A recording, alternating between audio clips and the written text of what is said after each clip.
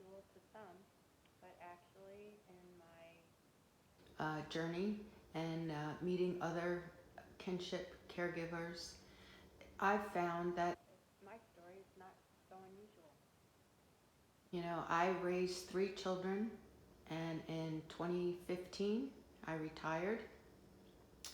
I moved to another state to get married and start a whole new life. And then came a phone call that kind of put the brakes on my new life and started on my journey as a legal guardian of my 3 granddaughters. Um, 2 of my granddaughters are twins. At that point, I did not even know that they existed, let alone that my daughter was in such dire straits that she lost custody of her children. All of a sudden, I was thrown into a world of lawyers, CPS, caseworkers, documents, papers, foster care, um, things that I really had no experience dealing with. It was a huge financial situation, having to be a support to my daughter and also to help these 3 little girls. It came to pass that instead of a reunification plan, the state had decided to terminate the rights of the parents, and they were going to be put up for adoption unless I stepped in and had a hearing and requested from the court to be their legal guardian. Even that was nothing what you would expect, because as the judge slammed down his gavel, it was, take them home tonight. And take them home tonight was a shocker. Had to get plane tickets, car seats, lots of different things that I, of course, had no time to really plan for.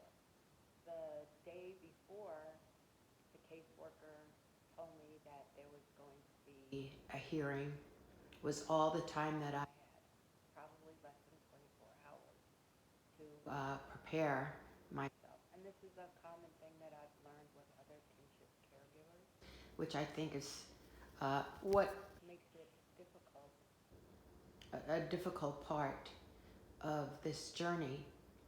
Um, Thankfully, I was in another state who had some support when I got there, as far as setting up the girls with Medicaid, um, and starting from there. When I moved to Nevada later on with the girls, I just really cannot express how helpful foster kinship was. You know, not only do they provide some essential items and support, but they actually went to court with me. They helped me prepare the enormous amounts of paperwork, and sometimes they were a shoulder to cry on, sometimes they were, just an ear to listen to some of my frustrations and worries, and they have been essential in me being able to put together a life for myself and for my granddaughters. They have a great vision and a caring heart, and that's what we need during this journey. Um, they hope to grow and continue to support foster kinship caregivers, and all I could say is you're not alone in the journey. Reach out, get the help that you need. Depending on your circumstances, that help is going to vary. And the great thing about